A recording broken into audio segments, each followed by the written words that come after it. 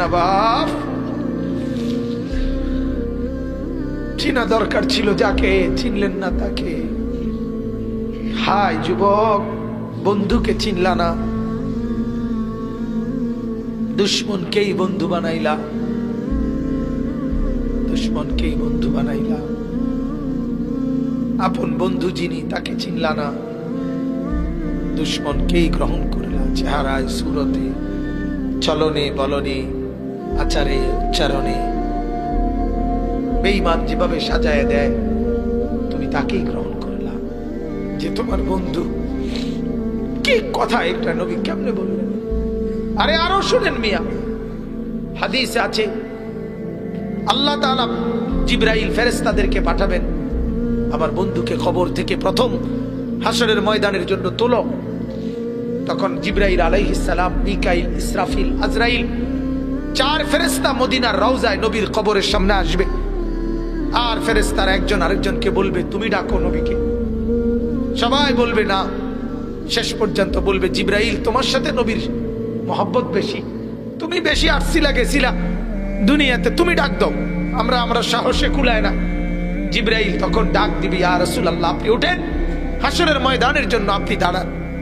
আল্লাহর কসম বাপ কসম, হাদিস আছে নবীজি সাল্লাল্লাহু আলাইহি সাল্লাম বলেন, আমার উম্মত আমি নবী তখন এই কবর থেকে উঠেই কপালের বালু মুছতে মুছতে আল্লাহর নবী বলবেন, জিবরাইল আমার উম্মত কোথায়? আমাকে নেওয়ার জন্য আসে নাই নাকি তারা জাহান্নামে চলে গেছে?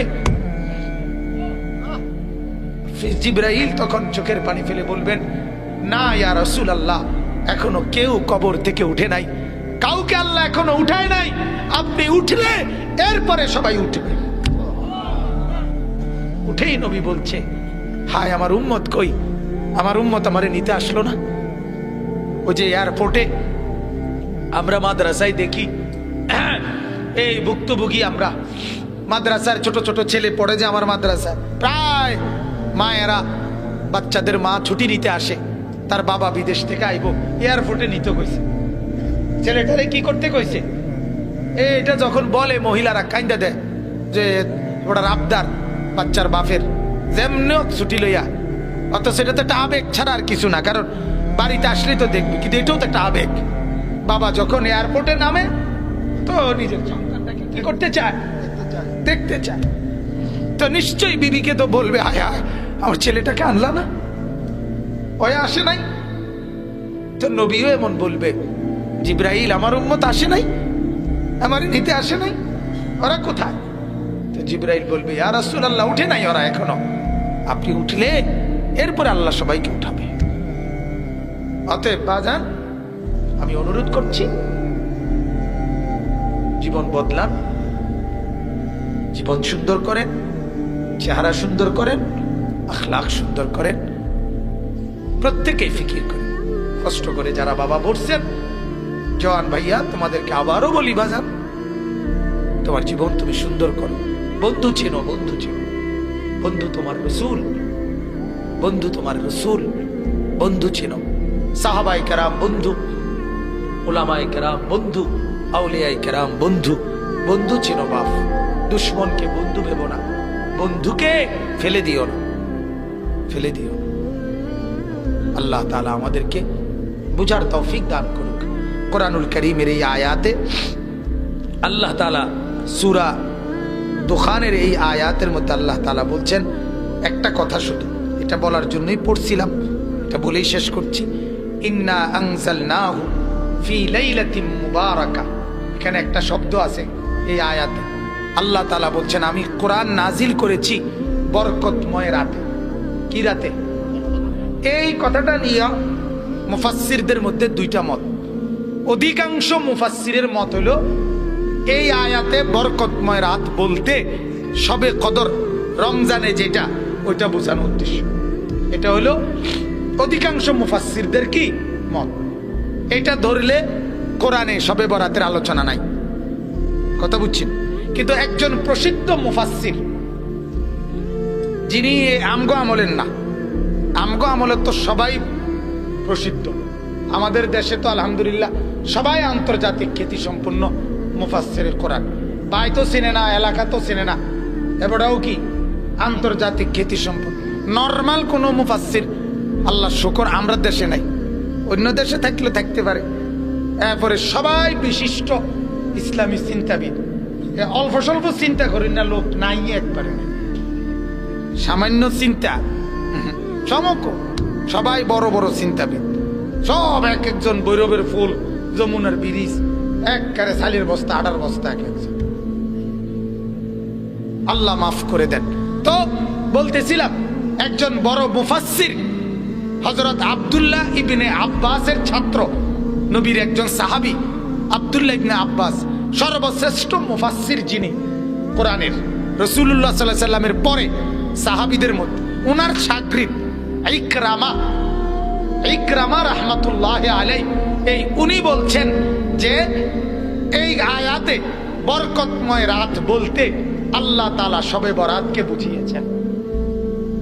কথা বুঝছেননি? তাইলে তখন ফয়সালা হয় এরকম যে কোরআনের মধ্যেও কি আছে, শবে বরাতের আলোচনা আছে। কিন্তু প্রশ্ন থাইকা যায়, সমস্যা হয় একটা, সেটা হলো আল্লাহ পাক কোরআনে স্পষ্ট বলছে যে শাহরু রমাদান আল্লাযী উনজিলা ফীহিল কুরআন, আমি আল্লাহ রমজান মাসে কোরআন নাজিল করছি। কোন মাসে? এবং আরেক আয়াতেও স্পষ্ট আছে, ইন্না আনজালনাহু ফি লাইলাতিল কদর, আমি শবে কদরে, কদরের রাতে আমি আল্লাহ তাআলা কোরআন কি করেছি না। তাহলে রাত্র হইল শবে কদর, মাস হইল রমজান, তাই না? তো দুইটা মিলাইলে এটাই বোঝা যায় যে শবে কদরে আল্লাহ তাআলা কোরআন নাজিল করছে, শবে বরাতে না।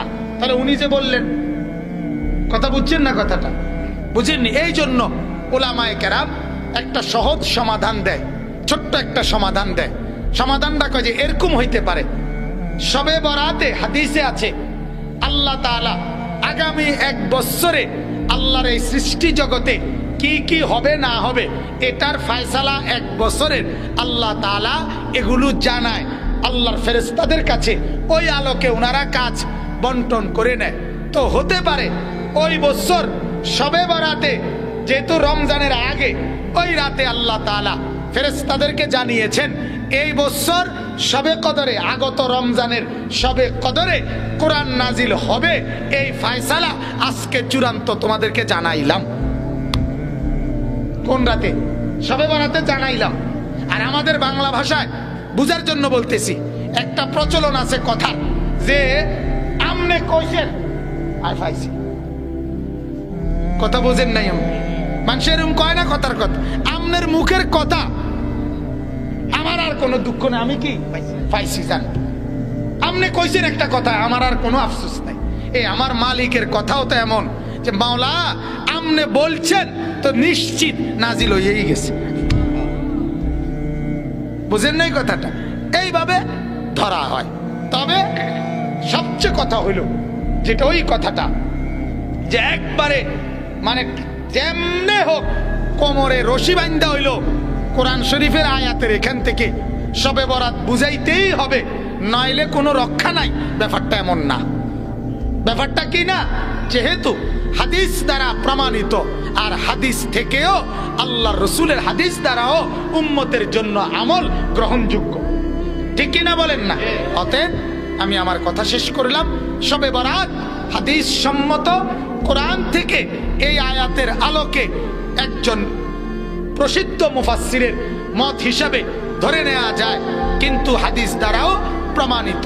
আর শবে বরাত, আবারও বলছি, কোনো অনুষ্ঠান, কোনো উৎসব, এটার নাম শবে বরাত না। বিরিয়ানি, হালুয়া, খিচুড়ি, তারপরে এগুলোর নাম আপনার শবে বরাত না। জিকির, তেলাওয়াত, তাসবিহ, সেজদা, কান্নাকাটি, রোনাজারি, নফল নামাজ, দান সদকা, কবর জিয়ারত পৃথকভাবে, একাকী, এগুলোর নাম শবে বরাত। এগুলোর নাম কি? শবে বরাত। এগুলো পৃথকভাবে করলে, নিজে নিজে যেখানে যার সুবিধা হয় করলে কোনো আপত্তি থাকার কথা না। আল্লাহ আমাদেরকে বুঝার তৌফিক দান করুক।